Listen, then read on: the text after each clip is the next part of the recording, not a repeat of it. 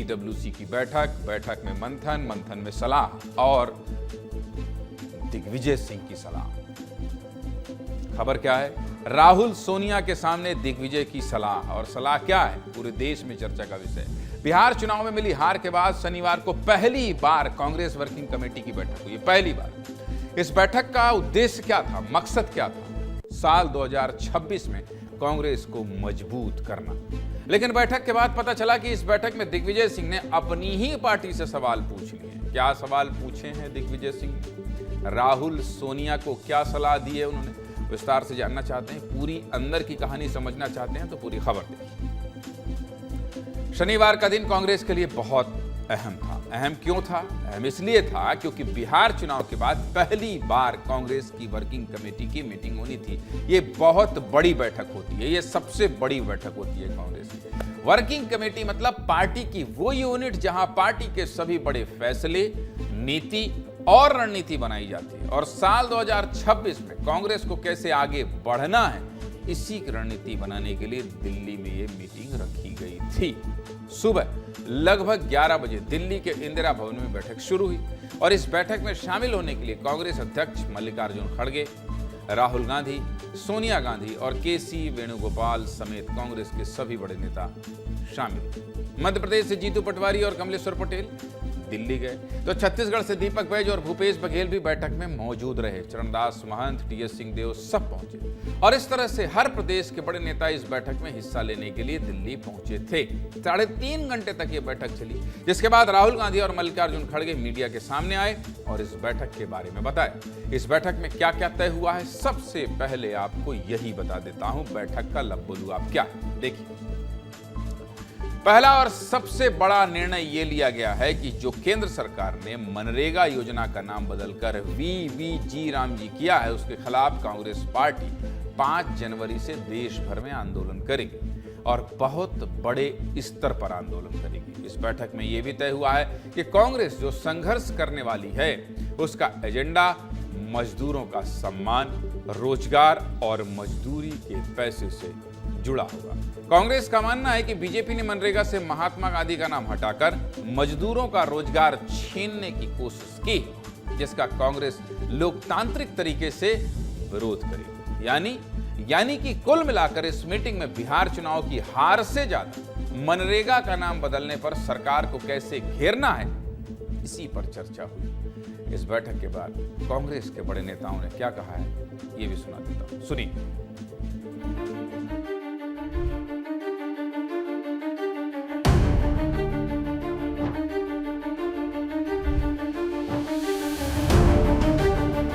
ये मीटिंग में हमने ये शपथ ग्रहण किया कि मनरेगा योजना को प्रमुख बिंदु बनाकर सारे देश में बहुत बड़ा आंदोलन करने का निर्णय लिया।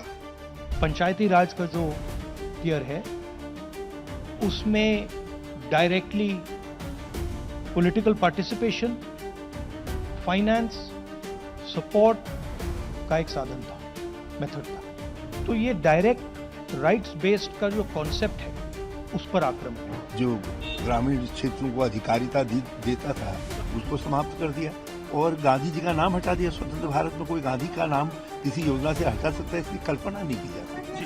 केंद्र सरकार उनका सारा अधिकार छीनना चाहती है। संसद से शुरू किया, जमीन तक लेकर जाएंगे, लोगों तक लेकर जाएंगे। ये उनके अधिकार का सवाल है। मनरेगा बचाओ आंदोलन की शुरुआत 5 जनवरी से कांग्रेस पार्टी शुरू करेगी पूरे देश में और ये 4 रैली होगी।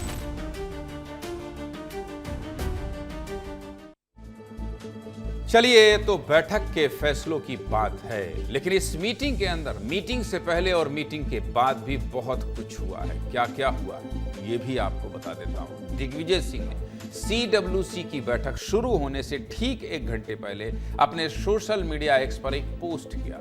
इस पोस्ट में लाल कृष्ण आडवाणी और नरेंद्र मोदी की बहुत पुरानी फोटो थी, जिसमें क्या हुआ, लाल कृष्ण आडवाणी एक कुर्सी पर बैठे हुए हैं और प्रधानमंत्री नरेंद्र मोदी बीजेपी के कार्यकर्ता के तौर पर जमीन पर बैठे हुए हैं। इस पोस्ट में दिग्विजय ने क्या लिखा? दिग्विजय ने लिखा कि देखिए किस प्रकार आरएसएस का जमीनी स्वयंसेवक और बीजेपी का कार्यकर्ता नेताओं के चरण में बैठकर प्रदेश का मुख्यमंत्री और देश का प्रधानमंत्री बन गया है। और किसी भी संगठन की यही सबसे बड़ी शक्ति होती है। बस दिग्विजय ने इतना कहा और लोग दिग्विजय की इस पोस्ट के अलग अलग मतलब निकालने लगे। इस पोस्ट को करने के बाद दिग्विजय सिंह कांग्रेस की बैठक में शामिल होने गए और सूत्रों का दावा है कि इस बैठक में दिग्विजय सिंह ने खुलकर अपनी नाराजगी जताई। दिग्विजय सिंह ने मीटिंग में कहा है कि कांग्रेस के संगठन को मजबूत करने की जरूरत है, जिसके लिए कांग्रेस को नेतृत्व का विकेंद्रीकरण करना पड़ेगा, यानी ताकत को बांटना पड़ेगा। विकेंद्रीकरण मतलब यह है कि ताकत को बांटना पड़ेगा, सिर्फ सेंट्रलाइज नहीं है। एक आदमी के पास ताकत नहीं, इधर भी पावर को इधर डिस्ट्रीब्यूट करो, यानी पावर दूसरों को भी दो। जब तक एक जगह से सारे फैसले होंगे तब तक क्या होगा? तब तक संगठन मजबूत नहीं हो पाएगा। इसका मतलब क्या हुआ? इसका मतलब दिग्विजय सिंह ने अपने आला कमान यानी अपने शीर्ष नेताओं को, अपने संगठन को और अपने ही नेताओं को यह कहकर क्या कर दिया है? सवालों के बीच में खड़ा कर दिया। इस बैठक के बाद जब दिग्विजय बाहर आते हैं तो मीडिया ने उनसे सवाल पूछना शुरू कर दिया। पहले उनके पोस्ट को लेकर सवाल पूछे गए, उसके बाद यह भी पूछा गया कि क्या विकेंद्रीकरण से आपका इशारा राहुल गांधी की तरफ तो नहीं था? आप जानते हैं कि कांग्रेस पार्टी चला कौन रहा है? सुनिए, दोनों सवालों पर दिग्विजय सिंह ने जवाब क्या दिया है, सुनाइए भाई। संगठन क्षमता का मैं प्रशंसक इसलिए हूं कि एक ऐसी संस्था जिसका पंजीयन नहीं है वो आज देश में इतनी शक्तिशाली हो गई कि देश के प्रधानमंत्री लाल किले से कहते हैं कि ये विश्व का सबसे बड़ा एनजीओ है। अरे भाई, एनजीओ है तो आपका नियम और कानून कहाँ चले गए? लेकिन इनकी संगठन क्षमता का मैं प्रशंसक हूँ।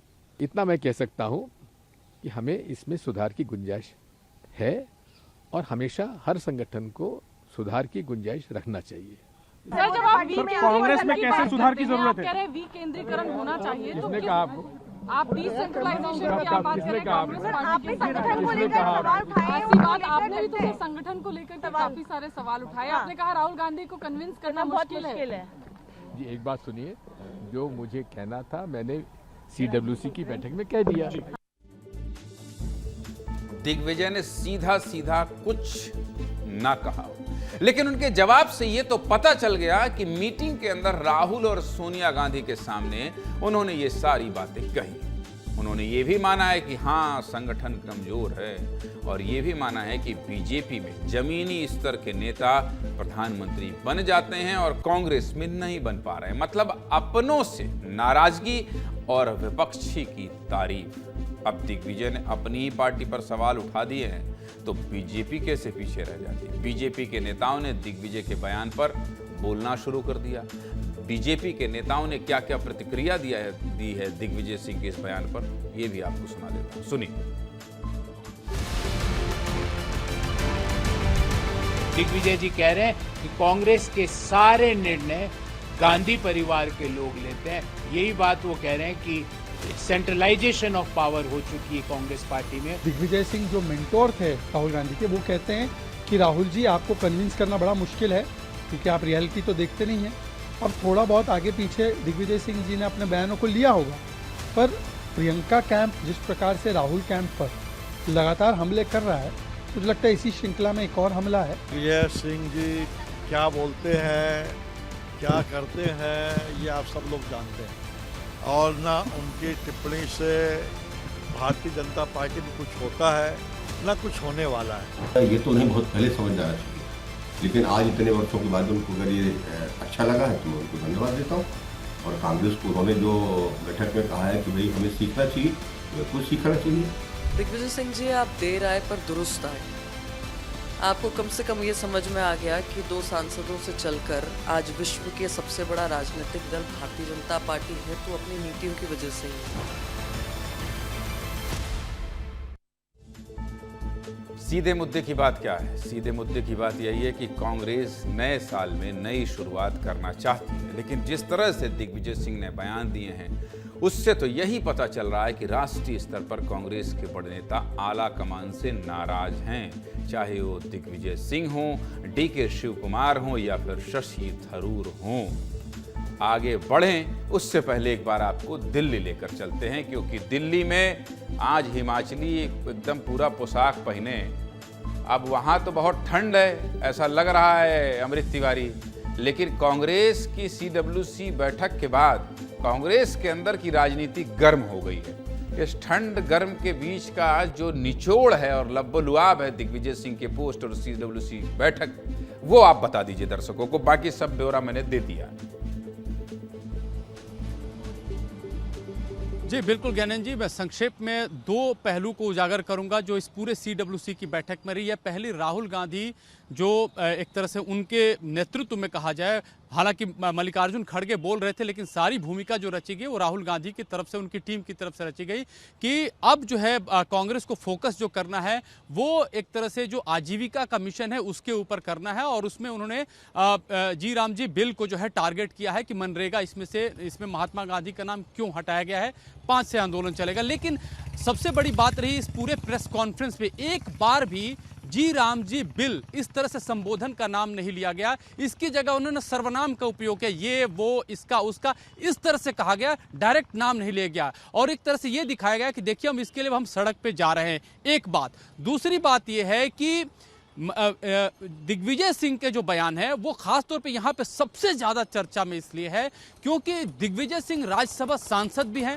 मल्लिकार्जुन खड़गे भी राज्यसभा में ही नेता प्रतिपक्ष हैं, और दोनों की मुलाकातें, अभी शीतकालीन सत्र बचा है, तो क्या इन दोनों के बीच कोई बातचीत ही नहीं है कि मसला जो है अभी ट्विटर पे आकर या एक्स पे आकर के जो है वो एक खुल रहा है और एक दूसरे को संबोधित किया जा रहा है। ये सवाल दिग्विजय सिंह से पूछे गए, हमने भी पूछा, उन्होंने बाहर आकर के कोई साफ जवाब नहीं दिया, लेकिन कहा कि जो मुझे कहना था वो मैंने बैठक में कह दी है। दिग्विजय सिंह ने साफ तौर पे जो बातें कही है वो कहा है कि भाई पार्टी की जो शक्तियां हैं वो अलग अलग जगहों पे जो उसके जिम्मेदार लोग हैं उन तक पहुंचनी चाहिए। और साथ ही साथ उन्होंने इशारा किया, एक तरह से ये देखा गया कि दिग्विजय सिंह जो अपनी राजनीतिक पिच है मध्य प्रदेश की उसको भी मजबूत करते हुए नजर आए, क्योंकि राज्यसभा का उनका कार्यकाल इसी आने वाले वर्ष की शुरुआत में खत्म होने वाला है और तीसरे कार्यकाल के लिए माना जा रहा है कि उनका कोई एक तरह से सिस्टम सेट होता दिखाई नहीं दे रहा है। खबर ये है, कमलनाथ है, खबर ये है अमृत जी, खबर ये है कि उनका राज्यसभा का कार्यकाल खत्म हो रहा है।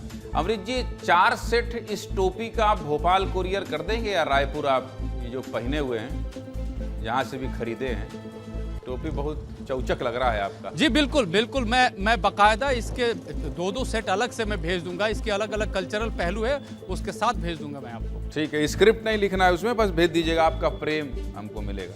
बहुत बहुत धन्यवाद अमृत, बहुत शुक्रिया।